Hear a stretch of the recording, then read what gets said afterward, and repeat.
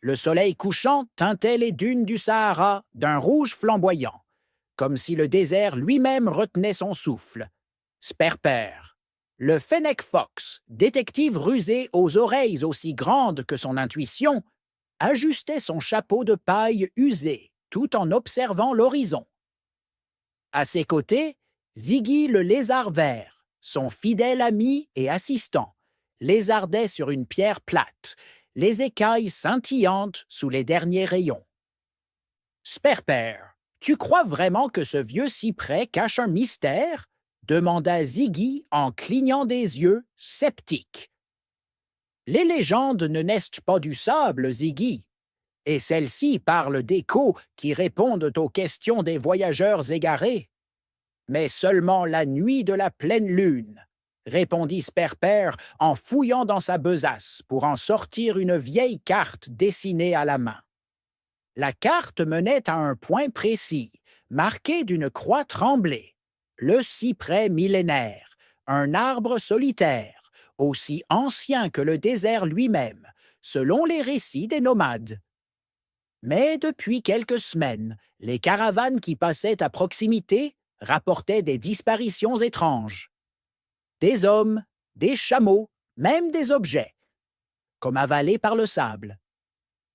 Et toujours la même rumeur. Les échos du cyprès appellent ceux qui écoutent. Après une journée de marche, les deux amis atteignirent une oasis minuscule, où un vieux Touareg, les yeux aussi profonds que les puits du désert, les attendait près d'un feu mourant. « Vous cherchez le cyprès, n'est-ce pas? » murmura l'homme sans les regarder. Sperper s'accroupit, respectueux. « Nous cherchons la vérité. Pourquoi les échos répondent-ils? Et pourquoi certains ne reviennent jamais? » Le vieil homme soupira, jetant une poignée de thé à la menthe dans le sable.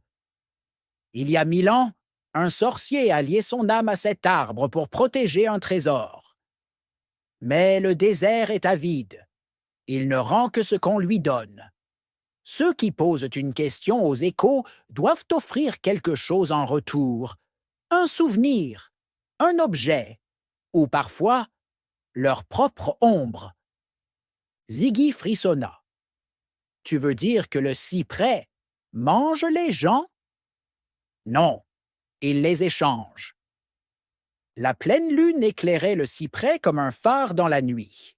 Son tronc noueux semblait respirer, et ses branches, tordues par le temps, formaient des silhouettes étranges. Et voilà, c'est la fin de cet premier épisode.